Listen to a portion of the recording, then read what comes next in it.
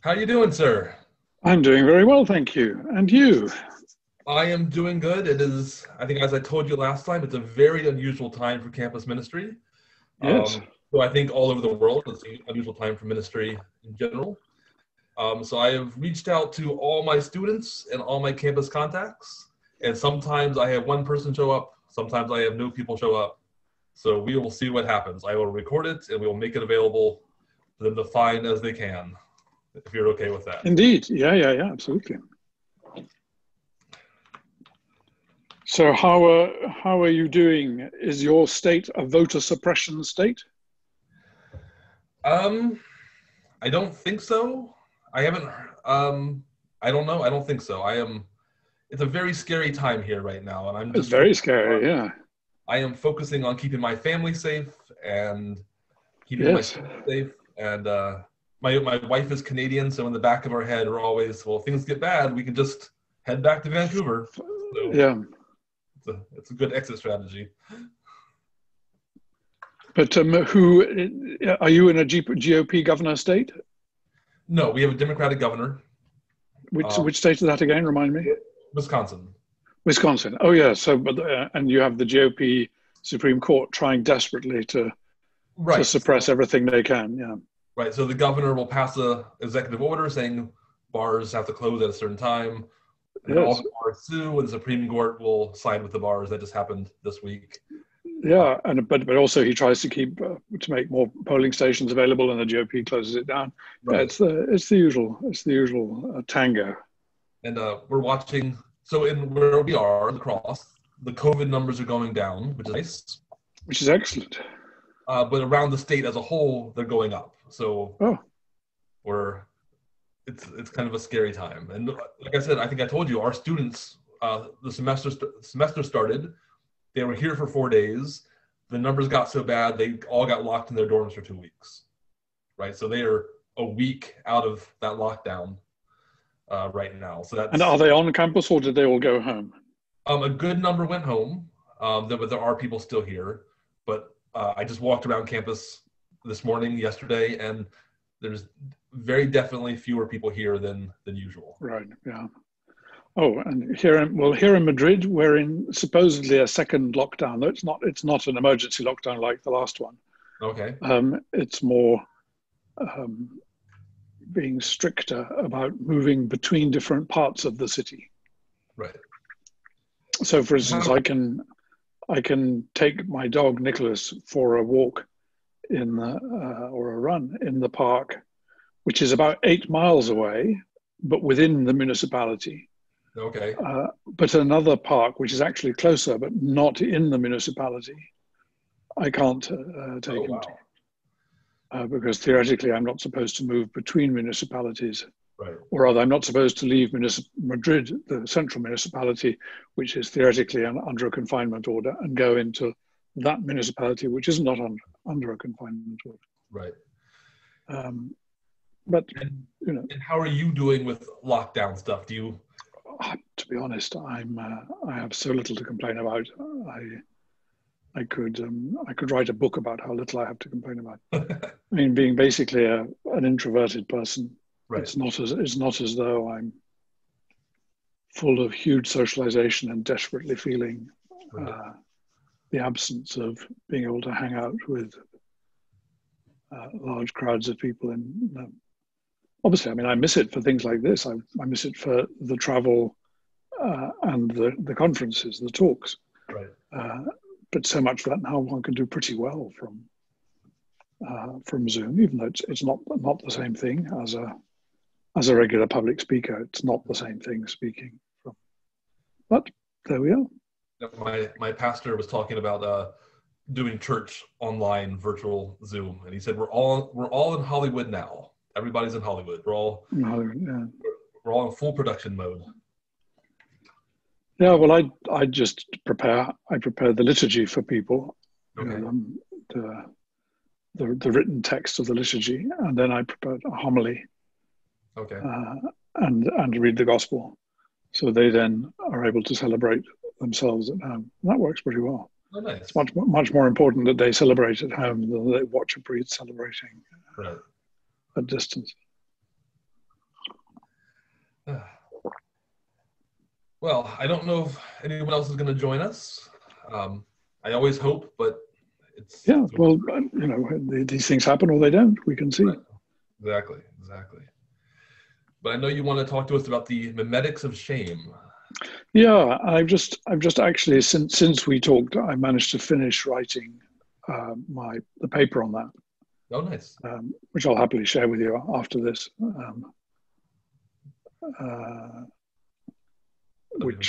Which is where I've been thinking about, this. But I mean, we can chat about it if you like, or if you want us to wait for 10 minutes. You said. Oh, that's right. We did say 10 minutes, didn't we? I'm sorry. We gave them a 10-minute. I gave them a 10-minute turn up and introduce themselves time if anybody comes. But if not, I know I have one student who was interested. He's also on quarantine for COVID right now, so I don't know. Oh, poor fella. Well, he doesn't have it. He just got exposed, so he has to. Right. Yes. Has to be careful. So, but I don't know what his home internet situation is like at the moment. My son had it. Oh. He was here in Spain for 5 years, but then he went back to Brazil in August, and 2 or 3 weeks ago he got it, but luckily a very mild version. So he was uncomfortable for a couple of days, and then kicked it off. We had 7 students who got it over the summer. So 7 of our students in the 2 campus ministries that make up our building, had COVID over the summer. So, but not while they were with you, as it were, while they were at home. Exactly. Yes. Right. Okay. So, and it was interesting because some people had the mild headaches, and some people couldn't move for a couple of weeks. Like you got really a whole range of things. And they don't know why it's one for some and one for the others. Right. It's a great mystery. It's a great mystery. Yeah. Anyhow, how is your son Bodhi, and where does he get that lovely name, Bodhi? So my wife is Canadian, right, and she is of Dutch and English descent, but she grew up in an Indian immigrant neighborhood. Okay, so it's an Indian name, yeah. So the folks who looked after her growing up when her mom had mental health issues were Auntie Khan, who is this very strong Muslim woman, and Bala, who is Hindu. And when Bodhi was born, we wanted a name that thanked these 2 women for their presence in Aaron's life. Like Bala is still Aaron's second mom. She calls her mummy. So they're still alive, are they? Yeah, they're just these wonderful forces of love. And my wife is a Christian today because during her own health crisis, this very strong, powerful Hindu woman said, "You need to go to church. You need God." So we wanted a name from India that thanked these 2 women, and the Bodhi tree, the tree that the Buddha was enlightened under. So we chose that as a neutral name between the other 2 religions. Right. Okay. So it's Bodhi as in Bodhisattva, whatever. How do you pronounce that word? I don't know how to pronounce it either. I always mangle it, but yes. It's a longer version of the word Bodhi. Yeah. Right. Yes. So that's why we chose it, to thank these 2 women who were excellent. Such a huge part of my wife's life and experience. So, yeah, she literally would not be a Christian today if it weren't for her Hindu woman telling her to get her act together. Yes, it's one of my favorite stories. So, and then my daughter is Eden from the Garden of Eden, and my youngest is Whitman for the poet Walt Whitman. Oh yes, Walt Whitman. So the stereotype of overeducated white liberals giving their kids weird names from mythology, religion, and literature, we're all that. That's us. Okay. That's excellent. We went all in, apparently. Well, I guess we're at the stage where we can have a chat amongst ourselves now. Sounds great. What would you? How would you like us to do it?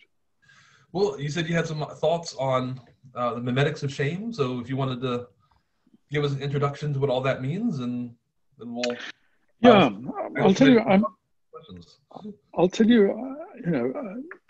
you're welcome to record if you want. Oh, you are recording. I am So recording. this is one. This is. I've been trying to think, as so many of us have, about what the shape of Christianity is going to be from this time out. It's because there's a confluence of a number of things, at least in the English-speaking world, that have been brought to life by COVID. We've seen in exaggerated form how our systems work and how they fail to work. We've seen the fruits of 40 years of neoliberal economic thinking, which have made our governors actually incapable of taking responsible organic solutions for public well-being, because they have to try and find private solutions first if they can, right. With disastrous results. But we've also seen the upsurge in Black Lives Matter because of the atrocious police treatment of African Americans. And at the same time, we've seen an amazing, what seems like hysterical reaction disorder, people going quite crazy about wearing masks. Right. And all of this got me to try to think about what we've been going through and where we are. And it seemed to me that the central issue was shame. And I look at this from 2 points of view, both from a British point of view, where undealt with shame over the loss of empire, in our case, made people glom on to an entirely mythical picture of us as plucky little isolated beings who had held firm in 1940 and therefore could always hold firm again. Right. And therefore treated the EU as if it were Nazi Germany writ large. Not because it actually is, but because we needed it for our crazy myth. Right. So if you like, unadmitted shame pushes people, triggers people into a form of idolatry, which actually then takes them out of reason. And it seems to me that actually you had something very similar in the United States. I think without meaning to, without doing it deliberately, one of the effects of the Obama government was to threaten the loss of the white American dream. Mm-hmm. The white American dream, which is your founder's dream, which is basically, even if you aren't as rich as us slave-holding landowners, if you stick with us, you will never be as bad as them, right. Meaning the black population. Right. And of course, that's been, if you like, that's been the dream, the sacred white goodness. Upheld, of course, by, I'm afraid, bastardized forms of evangelical Christianity as its soft power, always with the hidden threat of them, meaning black people, right. As the hidden victim. Right. And the way I think that the shock of the Obama years were that suddenly you had, guess what, a black president, a banally, ordinarily competent, and actually particularly ethically unsullied administration in comparison with all previous administrations. The number of indictments of officials in the White House in Obama's period was zero. Right. Just compare the present. But even the Bush or the Clinton, or et cetera, as a particularly unsullied administration. Right. But it was one that was a realistic representation of your population. It was of a brownish hue, and it was trying to be racially sensitive and gender sensitive. Right.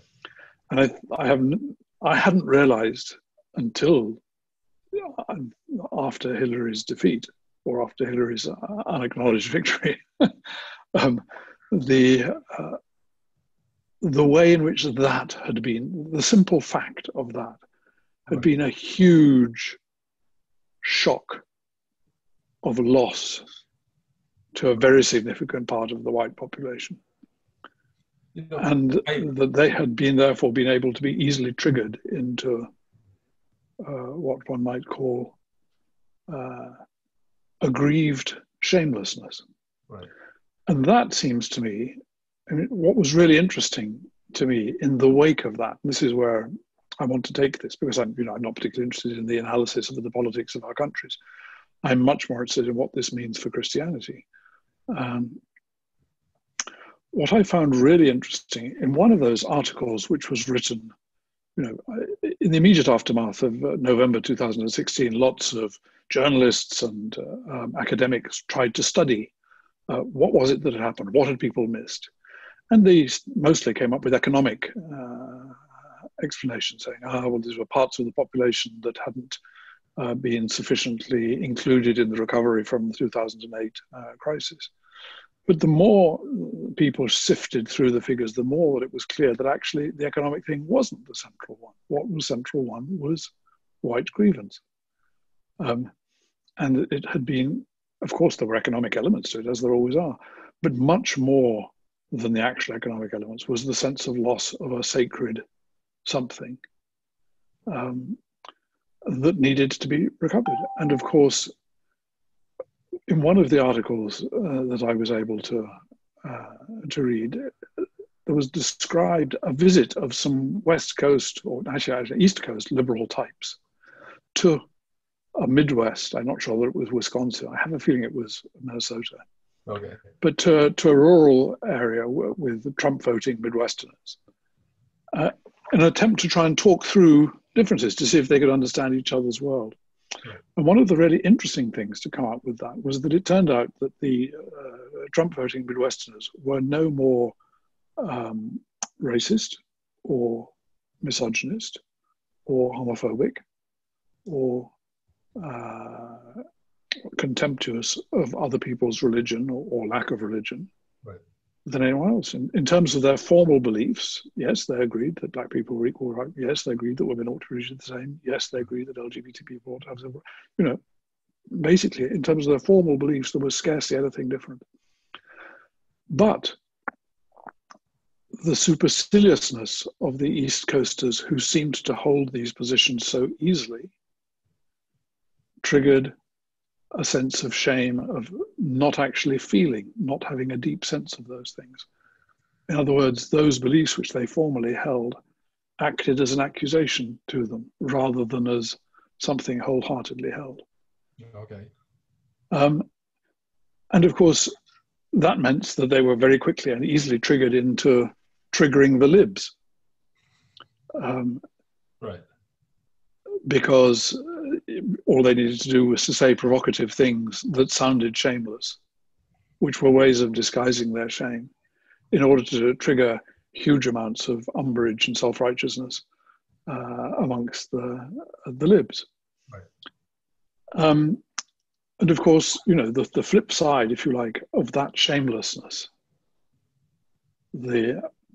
or rather, which isn't so much shamelessness as triggered shamelessness, because it involves covering up shame and being driven by covered up shame into being deliberately shameless. You get the equivalent amongst the what I would call, incrementalist liberals like myself, who we think, well, slowly, gently, if we learn how to talk better and pass better laws, little by little, everything will get better. It'll be incremental, it'll be difficult here and there. But there's what we haven't realized, or what's difficult for us to realize, is that there's a similar self-righteousness there, which is also a covering up of shame. Okay. And our need to be in the group of the good by having the right opinion and being desperate, therefore, to police having the right opinion. Coercive chic, as I call it, is a very dangerous thing, and having to use exactly the right words, or else you're clearly not woke, or whatever the term is. But in other words, again, the notion that you can advance in goodness by verbal means, and having the right opinion makes you a good person. Right. rather, which seems to me to be that's part of the Enlightenment lie. The Enlightenment lie is that goodness can be achieved in incremental steps without penitence and forgiveness. And that really penitence and forgiveness is what is all about. And actually, sometimes, if you like, the ashamed rubes are much closer to the understanding that than supercilious people like myself. But what's really interesting in all this is that Christianity, our Christianity, has failed to cope with shame. We have treated ourselves to a fake gospel. And this takes two forms, a Protestant form and a Catholic form, which are basically the flip sides of the same thing. One involves what I call swallowing the scandal of the cross. If you swallow the scandal of the cross, if your conversion experience is you suddenly grasp onto the fact that Jesus died to save you, that means that Jesus died to pay a price to cover your sin. Okay, your sin is now covered. God imputes Jesus' goodness to you and your badness to Jesus. You need to hold on to that desperately. And what that does is means effectively that you have engaged in the foundation of a new religion in which you hold very, very firmly to, because now that which is good or bad comes from a before and an after from that moment. And you have to hold on terribly, terribly tightly to the new good which you have been shown, and which is in no way related to your own lived experience, because that's been covered over. Right. But what you have is assuredness of salvation. And the thing about assuredness of salvation is that it's what salvation gives you. But given that your whole of your past life has been covered over, effectively, it means that you believe in your own righteousness. In other words, it is self-righteousness. It is religiously guaranteed self-righteousness. The Catholic equivalent of this, of course, is merely the collective version of the same thing. And it's interesting that Joseph Ratzinger, who later became Pope Benedict, when in his younger theological days, taught very clearly that the Protestant doctrine of assuredness of salvation is simply the transfer to the individual of the medieval Catholic doctrine of the surety of salvation of the Church. And it's interesting how, if you like, Protestant individual self-righteousness is repeated in Catholic collective self-righteousness by us having, if you like, our collective official consciousness of salvation, which is the clerical system, which lives a counterfactual goodness and which is supposedly right, whereas the rest of us, if you like, can live under it.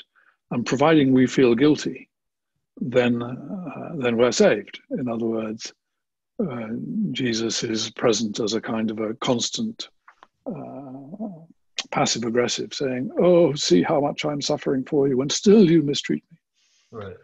And the point is, so long as you go to confession and say, yes, okay, I do that, it doesn't really matter, you don't change. But because you've agreed to the goodness that is not part of you, which in the Catholic variety is the clerical collective version rather than the Protestant individual version, you're saved, you're part of the good thing. But the trouble with that, whether in its individual or its collective version, is that you have swallowed the scandal of the cross rather than allowed the cross to undo your scandal. Oh, wow.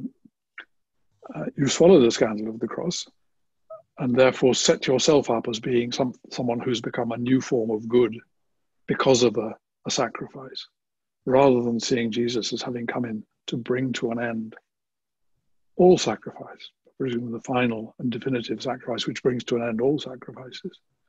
And therefore, rather than making you a person who needs to keep alive the victim mechanism, being a person who is being let off your participation as a victimizer in the victim mechanism, you're being forgiven and therefore being brought into newness of life, precisely in the degree to which you're no longer run by the anxiety of having to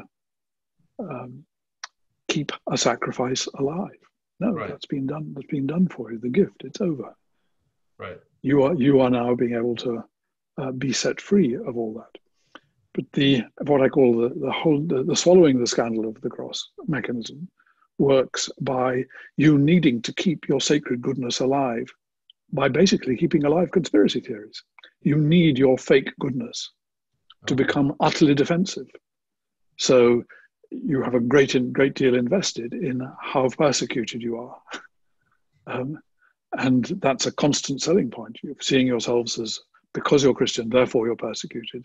Therefore, you have rights of insisting about your rights and your, what's the word? Your freedom from persecution from entirely unreasonable opinions, because they're sacred. And you have to hold them because the Bible says so. And the Bible is the guarantor of that goodness which you now hold to, which is entirely fake. But I hope you can see that, and the Catholic collective variety is the same thing. You get the Bishops' Conference constantly trying to persuade everybody that they're involved in a culture war, so that they can attempt to enforce their hardline, counterfactual forms of goodness on their own people. It's exactly the same. It's merely the collective form of the same thing. But neither of these is actually allowing the gospel to reach the hearts of people, because the gospel is, if you like, the undoing of scandal from within by the one who went up to death, bringing to an end the world of sacrifice, precisely so that we could start allowing ourselves to be forgiven and start to be able to become a new people who no longer need to flee from our shame, constantly triggering each other into new forms of fake goodness. And one of the key features of that is of this triggering into fake goodness is how would I say it? Well, the way in which on the Protestant side, once people are trapped into becoming individually self-righteous, but tied to a conspiracy theory, then they are completely available to charlatans and grifters who play to their resentment and their conspiracy theories and are able to make a great deal of money off them. In the Catholic variety, of course, our charlatans and grifters are very easily able to make their way through the clerical system and become themselves the bearers of the system. And the most obvious form of counterfactual charlatanry that we have in the Catholic system is the clerical closet. Most of our higher upper clergy are gay, and most of them are living a counterfactual version of goodness, whereby they agree not to say that this is true, project a form of goodness which has nothing to do with their real lives, and hold desperately onto a supposedly objective form of goodness which has nothing to do with them. Therefore, they are quite unavailable to actually being able to share the space of shame with their own laity, and start actually to be able to discover what the sign of the kingdom that they're supposed to be bringing in is. So, I mean, I hope that this is an ecumenical understanding. I hope you can see that I'm not trying to attack Protestantism. I'm going to be unpacking this in my head for days to come, to be honest. This is good stuff. Well, I'll send you the paper which I've written this up. But anyhow, what I really want to bring out, and what for me is the key part of this going forward, is how do we make available to people the understanding of the gospel that shows that what Jesus was doing was enabling people to live in their space of shame held tenderly. In other words, he's not shaming people into goodness. On the contrary, he is not shaming them. He is allowing their shame to be held tenderly, from which they become good. And this is so much the reverse of our typical understanding that it really is worth stopping to look. I mean, Jesus was not ashamed to enter into a non-normal family. He was not ashamed to touch corpses. He was not ashamed to touch women with flux.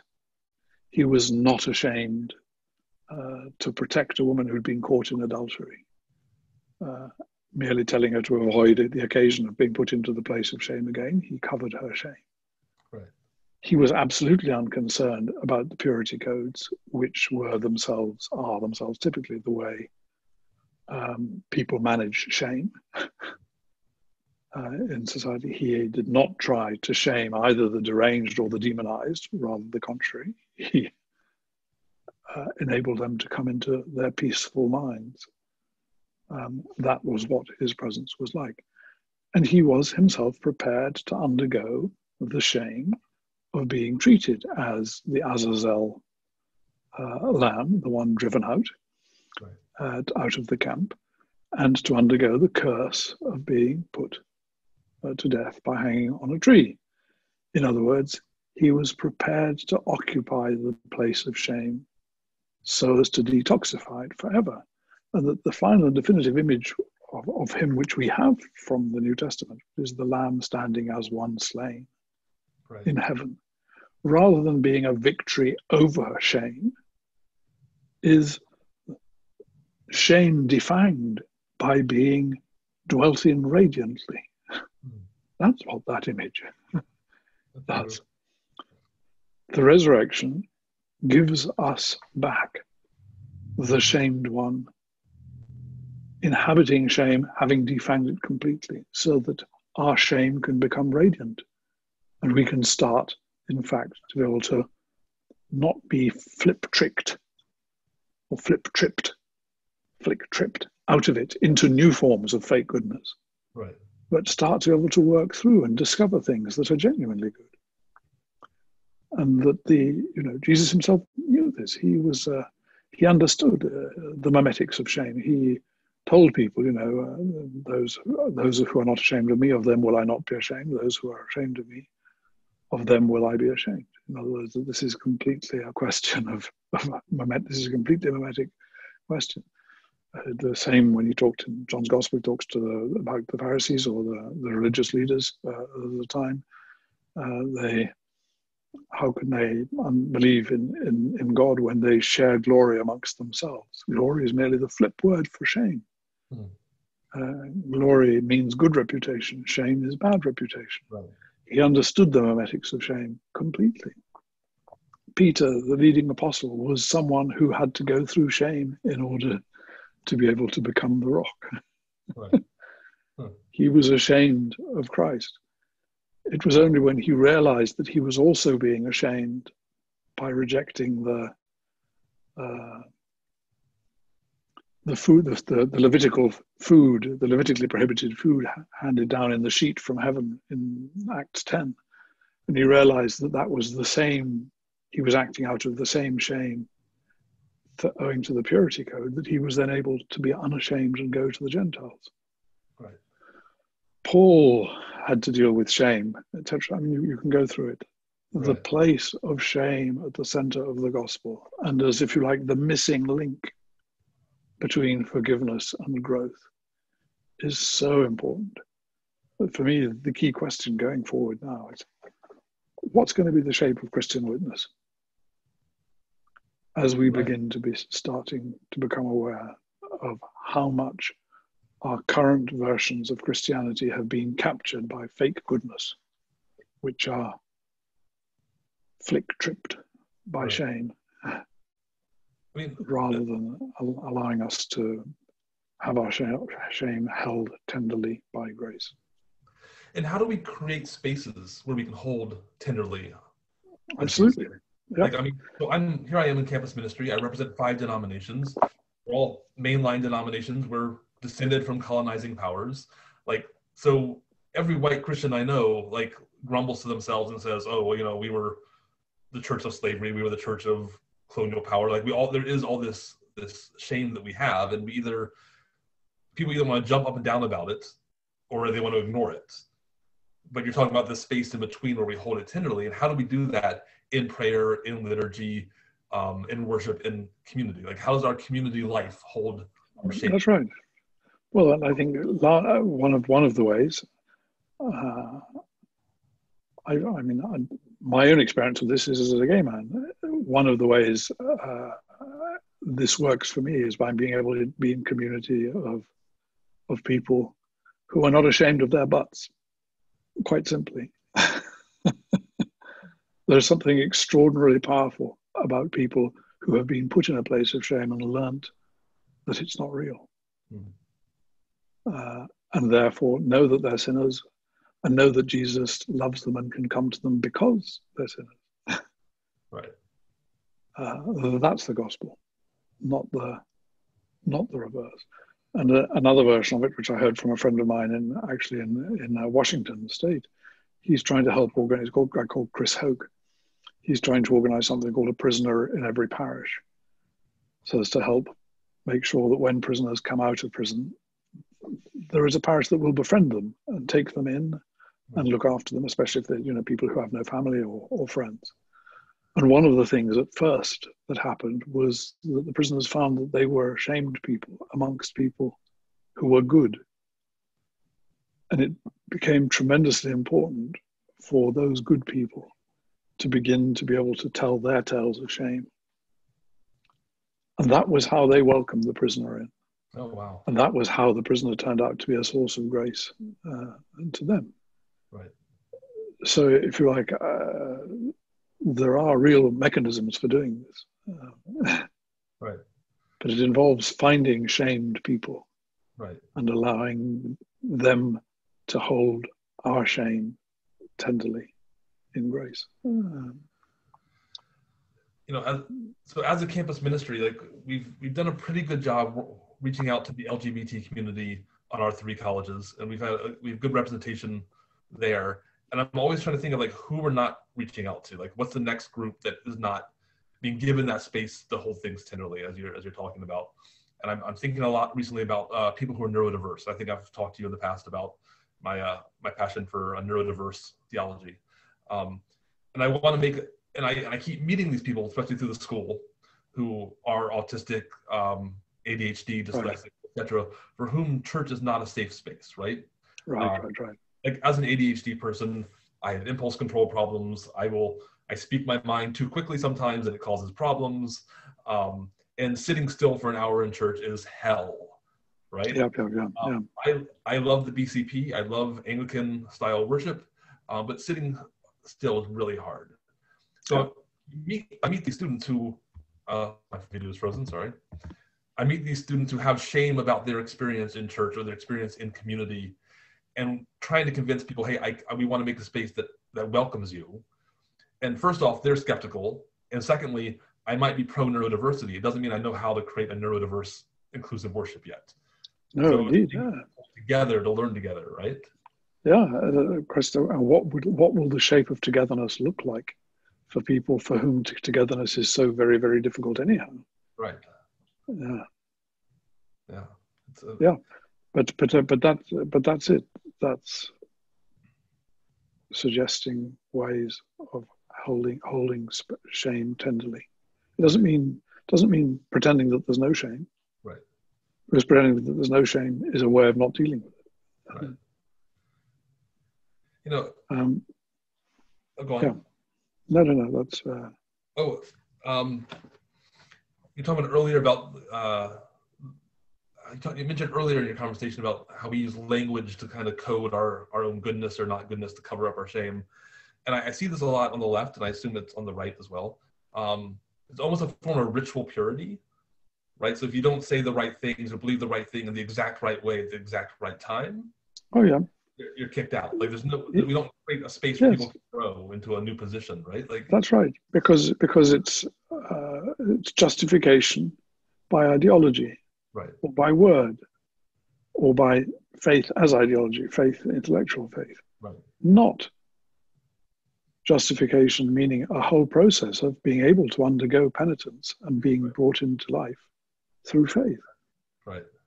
And that's such a different thing. So I mean, I think that's part of the whole problem with woke, whether it's in its left or its right variety. Referring to things as cultural Marxism and right. Gender, whatever it is, gender ideology, etc., is that they're ways of avoiding penitence. And penitence is a gift. Yeah. Penitence is how forgiveness turns us into human beings. Right. It's not a moralistic demand. it's a gift. I'm thinking about the amazing poet Maya Angelou, right? And she was asked once, Dr. Angelou, are you a Christian? And she said, no, honey, but I hope to be one day, right? This idea that she was Right. continuously growing, continuously praying, always becoming something, right? So she's not like saved and she's suddenly in the image of Jesus, but she's in a continuous process of faith and journey of trying to figure it out. And I sometimes think if we use this idea of being saved to shut down spiritual growth, like I don't need to grow anymore. I don't need to become something because I've been saved, right? Like it's a decisive moment instead of an invitation to journey. And you talk about holding tenderly, and I hear holding tenderly as an invitation to journey and an invitation to travel together, almost. Yep, I think that's right. Becoming is all, but becoming involving penitence. Right. So how do we pray this vision of the gospel that you have? What does it look like as a lived prayer experience? Well, I think that depends entirely on the form of community togetherness, because it involves being able to bring new words and new ways of in between. Right. New ways of in between into words, and that's how the Holy Spirit prays within us with sighs too deep for words. I think it makes verbalizable things that were not verbalizable, but which new forms of in between start to make possible. As we no longer find ourselves mirroring and therefore provoking each other. Right.